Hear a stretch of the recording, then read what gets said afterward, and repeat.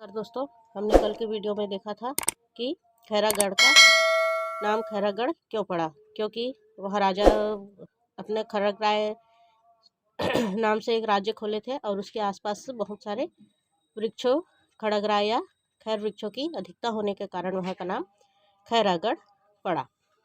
अब आइए इसके आगे क्या है ये देख लेते हैं हम वीडियो में। तो ज़्यादा लंबा ना खींचते हुए आज का वीडियो हम शुरू करते हैं। कालांतर में यहाँ के नागवंशी राजा उमराव सिंह व राजा कमल नारायण सिंह जैसे प्रज्वलसन, विद्यानुरागी, कला प्रेमी तथा साहित्य सृजक राजाओं ने स्वास्थ्य तथा संगीत कला पर विशेष ध्यान दिया। कालांतर के समय नागवंशी राजा उमराव सिंह थे और कमल नारायण सिंह जैसे प्रज्वलन, विद्यानुरागी, कला प्रेमी हुए, जो साहित्य सृजन राजाओं के स्वास्थ्य तथा संगीत कला पर विशेष प्रकार से ध्यान दिए। प्राकृतिक सौंदर्य और सांस्कृतिक वैभव से संपन्न इसी धरती के मनोहर प्रांगण में आज से 56 वर्ष पूर्व एक अपूर्व विश्वविद्यालय का आविर्भाव हुआ।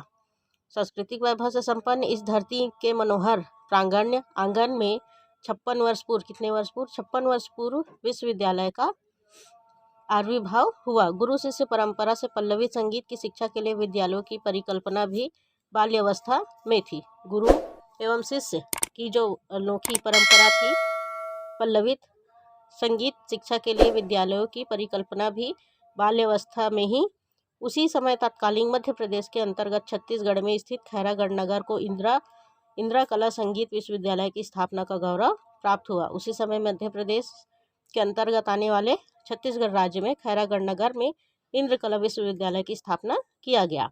यहाँ के राजा वीरेंद्र बहादुर सिंह एवं रानी पद्मावती देवी की प्रसिद्ध सदैव मुस्काती रहेगी, जिन्होंने अपनी दिव्यंगत पुत्री राजकुमारी इंदिरा की स्मृति में संपूर्ण राजभवन का उदारतापूर्वक दान करके इस विश्वविद्यालय की स्थापना की।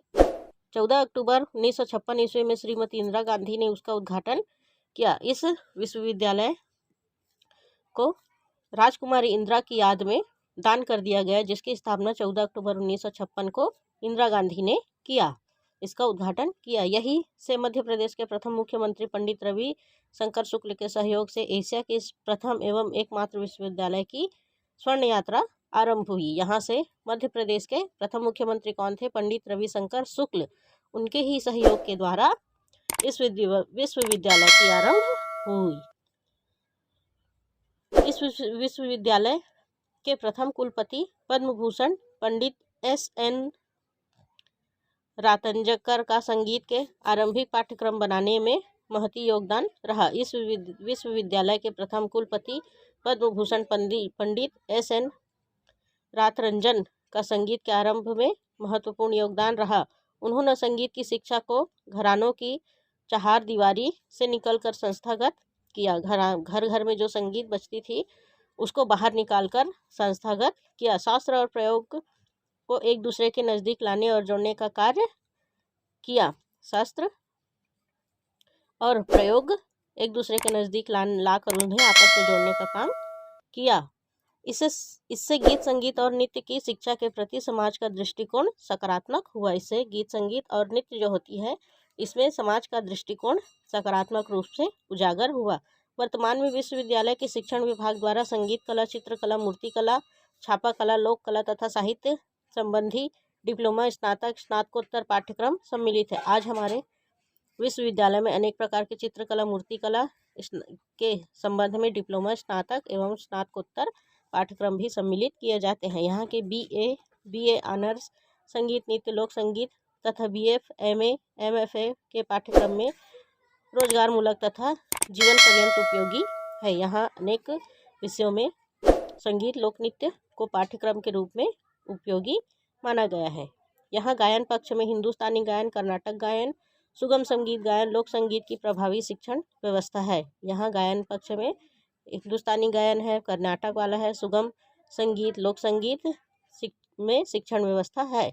नृत्य पक्ष में कथक, भरतनाट्यम तथा ओडिशा नृत्य की शास्त्रीय और प्रयोगात्मक शिक्षा दी जाती है। संगीत के साथ साथ हमारे देश में नृत्य के रूप में भी, जिसमें भरतनाट्यम, ओडिशा, कथक और शास्त्रीय नृत्य की शिक्षा भी दिया जाता है। वाद्य पक्ष में तबला, वायलिन, सितार, सरोद, कर्नाटक, बिल्ला तथा लोक वाद्यों की शिक्षा दी जाती है।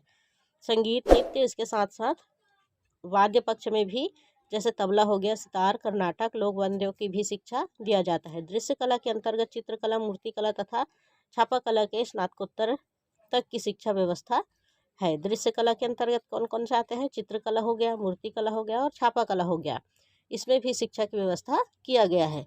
विश्वविद्यालय अनुदान आयोग यूजीसी द्वारा स्वीकृत 2 स्पेशलाइजेशन पाठ्यक्रम bachelor of vocation BOK fashion designing और टेक्सटाइल डिजाइनिंग का पाठ्यक्रम संचालित करने वाला यह एकमात्र विश्वविद्यालय था। विश्वविद्यालय अनुदान में यह बैचलर ऑफ वोकेशन डिजाइनिंग,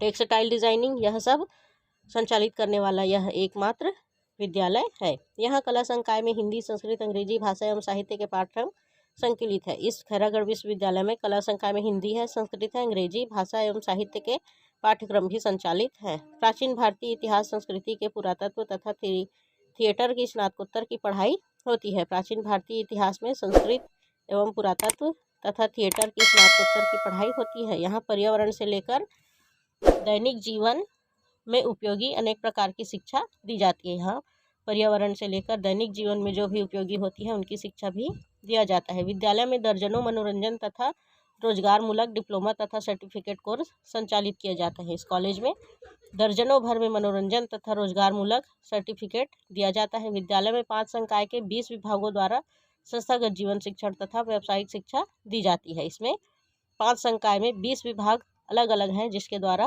व्यावसायिक शिक्षा दिया जाता है। छत्तीसगढ़ का यह एक ऐसा विश्वविद्यालय है जिसके संबंध महाविद्यालय भारत के कई राज्यों में है। यह एक ऐसा विद्यालय है जिससे जुड़ा हुआ अनेक विद्यालय भारत के अनेक राज्यों में है। संपूर्ण भारत में 24 संबद्ध महाविद्यालय तथा 35 प्रशिक्षण केंद्र हैं। हमारे भारत देश में 24 संबद्ध महाविद्यालय तथा 35 परीक्षा केंद्र है। यह विश्वविद्यालय ललित कलाओं का गौरव स्तंभ है। यह क्या है? ललित कलाओं का एक गौरव भरा स्तंभ है।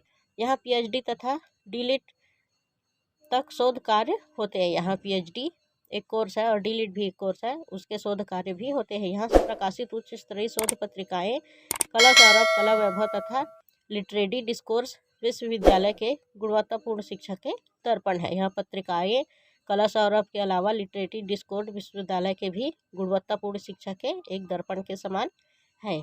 यहाँ ललित कलाओं के सृजन, चित्रकार, मूर्तिकार, वास्तुकला, संगीत कला और काव्यकार सभी नवीन उद्भावनाओं को मूर्त रूप देने के प्रयास में संलग्न है। यहाँ ललित कलाओं के सृजक, उनको सृजन करने वाले चित्रकार हैं, मूर्तिकार हैं, वास्तुकार हैं, संगीतकार हैं और काव्यकार भी हैं। ये सब मिलकर उद्भावनाओं को मूर्त रूप देने के लिए प्रयासरत हैं और उसमें लगे हुए हैं। आज के लिए इतना ही। आगे का पाठ हम अगले वीडियो में देखेंगे। आशा है आप सब लोगों को पसंद आया होगा। धन्यवाद। जय हिंद।